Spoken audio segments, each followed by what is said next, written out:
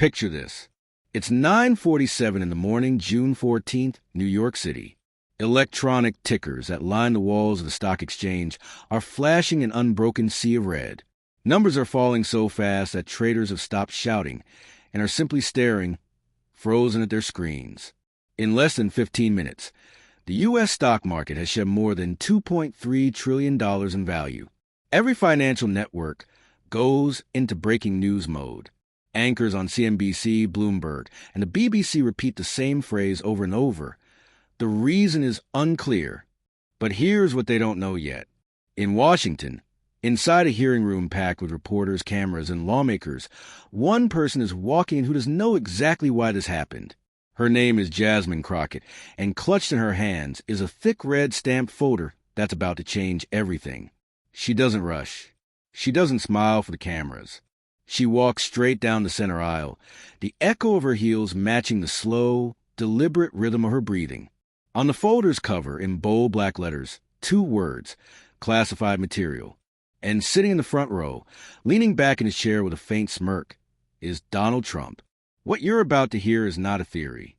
It's not speculation. It's the documented blueprint of how a small group of people engineered the largest single-day market collapse in modern history, while billions of ordinary Americans watch their savings evaporate. This is a story of Operation Gold Eagle, and by the end of it, you'll understand exactly who made billions when the world lost trillions. The room goes silent as Crockett reaches her seat. She sets the folder down without opening it and lifts her eyes to meet Trump's. When she finally speaks, her voice is steady and sharp, each word separated just enough to land with precision.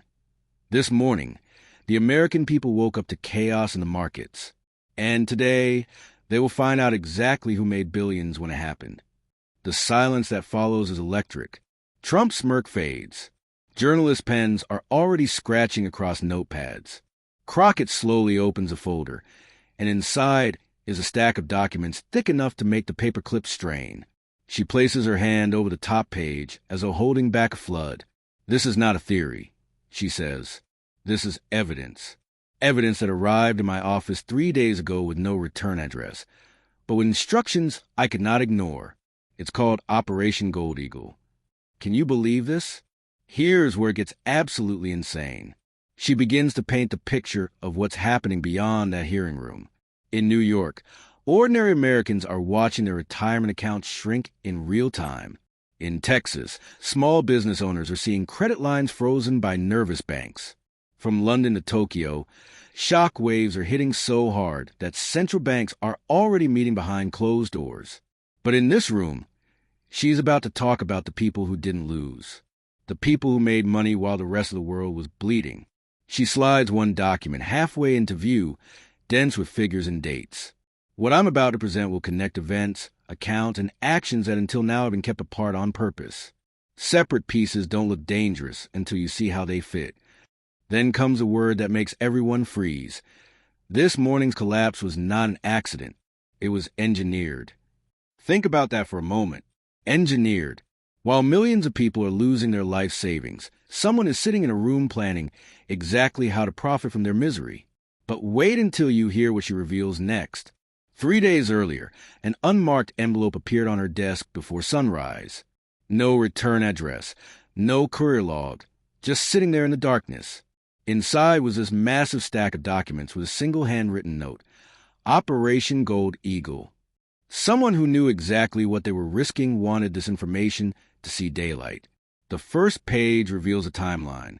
6 months of meetings labeled only with cities and dates. Miami, Zurich, Nassau, New York.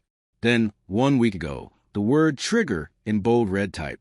Beneath that, massive financial transfers traced through offshore havens. In the Cayman Islands, a fund moved $412 million into a Delaware shell company. From Delaware, the money split. $188 million to New York, $224 million to Nevada. And here's the kicker. Less than 6 hours later, those same accounts wired funds into an entity directly linked to the Trump organization. This isn't happening over months. This is one day. Coordinated, precise, and right before the information that would collapse the markets became public. But the documents get even more damning. Direct quotes that read like military instructions. Fed liquidity will be reduced by 40% in 1 week. Initiate positions accordingly. Another line. Ensure external narrative focuses on policy mismanagement, not asset acquisition. What you're looking at isn't random investors reacting to rumors. This is choreography. Every dollar knew where it was going and why. Then Crockett reveals something that makes the entire room gasp. She has emails, real emails between conspirators. The subject line is short. Done. The body is even shorter. We short before release. Wait, it gets worse. She has a recording. The voice is altered to protect the witness, but the words are crystal clear. I was in the Roosevelt conference room on June 10th. The topic was how to nudge the Fed into a position that would spook the markets temporarily. The phrase used was controlled turbulence. The witness continues. The goal was to create enough uncertainty about interest rate policy that institutional investors would begin selling off. The timing was specific. They wanted it between June 12th and 14th. One of the unnamed individuals said, "That's our window." This isn't someone guessing. This is someone who was in the room where it happened, describing exactly how they planned to crash the American economy for profit. The recording gets even more chilling. I heard the advisor say, "We'll be sitting pretty when the bottom falls out." Another voice laughed. It was not the laugh of someone joking. But here's where the smoking gun appears. The witness saw a folder on the table with the initials DJT in the corner. One of the advisors tapped it and said, "He'll like this one." Crockett then produces security camera footage from the Roosevelt conference room, showing the meeting in progress. Faces are blurred, but they're on the table. Clear as day is a folder with the initials DGT. Then she drops the nuclear bomb. She has the actual Operation Gold Eagle strategic plan. Not summaries, not interpretations, the actual blueprint. It's structured like a military operation with 4 phases: asset positioning, market disruption, acquisition, and policy influence. Phase 1 was gaining control of mortgage-backed securities held by the Federal Reserve. Phase 2 was introducing controlled instability via policy signaling, basically leaking false information to crash the market. Phase 3 was having affiliated funds ready to buy up the Fed's assets at fire sale prices. And Phase 4? Using those new holdings to pressure the Fed itself, to shape interest rates and bend the central bank toward private benefit. The plan includes specific percentages, exact dollar amounts, and projected returns. And at the bottom of the signature page, in bold blue ink, approved, DJD. But wait, there's more. She has the actual purchase agreements. Legal contracts signed by Donald Trump himself on June 13th, the day before the collapse. These aren't approvals or authorizations. These are final signatures on binding contracts to buy Federal Reserve assets at discounted prices. Assets that could only be purchased at those prices if someone knew they were about to be devalued. The timing is surgical. The plan was approved, the contract signed, and then the market moved exactly as predicted. While this was happening, the damage was spreading globally. The Dow dropped over 3,200 points in 1 hour. London's FTSE fell nearly 600 points. Tokyo's Nikkei plunged over 2,000 points. Pension funds in Canada lost $46 billion overnight. Retirement accounts in Australia dropped 12%. In the U.S., 401k plans saw an average decline of $18,000 per account before lunch. But here's what makes your blood boil. While millions of people woke up poorer, a very small group woke up much richer. The profits didn't stay in the countries that were losing money. They moved to tax havens, offshore banking centers, places with minimal disclosure requirements. Billions in profit flowed into the Cayman Islands, Bermuda, Luxembourg, and Singapore, while the rest of the world was losing trillions. When Crockett finishes laying out the evidence, she looks directly at Trump and says something that cuts through all the political noise. "You cannot tell this committee you didn't know. Not when your initials are on the plan. Not when your signature is on the agreements.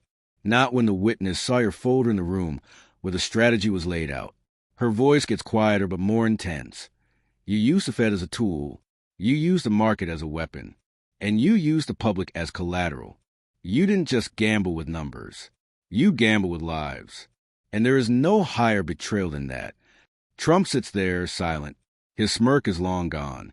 The cameras catch every micro-expression, every tightening of his jaw, every clenched fist. What happens next is almost unprecedented. Committee members from both parties acknowledge the gravity of what they've just heard. One Republican says, "The evidence demands an answer free from partisanship." A Democrat adds, "Every American has a stake in knowing whether our markets are tools for public good or weapons for private gain." The committee votes to refer the matter to investigative authorities.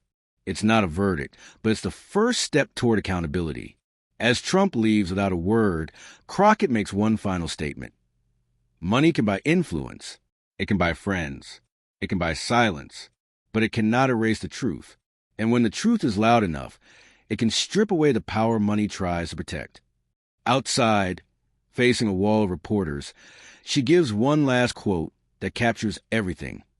Today wasn't about a headline. It was about a warning that our democracy is only as strong as our willingness to defend it. I'm willing. I hope the American people are too. This story isn't over. Across the country, people are waking up to the reality that the system they thought protected them was being used against them. The question now isn't whether this conspiracy existed. The evidence is undeniable. The question is what happens next. Will there be consequences? Or will this just become another story we forget in the endless news cycle? What we witnessed in that hearing room wasn't just the exposure of a financial crime. It was a moment when someone stood up and said, "No more." It was proof that even in our divided times, the truth still has power when someone is brave enough to speak it. The reverberations are still spreading. Social media explodes with hashtags. Financial networks replay the evidence. But in living rooms and coffee shops across America, people are having a different conversation. Not about politics, but about trust. About whether the system can still work for ordinary people or if it's been completely captured by those who see it as nothing more than a personal ATM. For the first time in years, the outrage doesn't split along party lines. It's something deeper, the instinctive understanding that what happened wasn't just wrong. It was a betrayal of everything America is supposed to stand for. The question facing all of us now is simple. What are we going to do about it? Because if a conspiracy this massive can be executed once without real consequences, what's to stop it from happening again? Next time, the damage might not stop at financial markets. Next time, they might break something we can never fix. That's the real warning in Jasmine Crockett's words. This wasn't just about money. It was about power and how far some people will go to get it. The evidence is clear. The signatures are real, and the truth is out there. What happens next is up to all of us.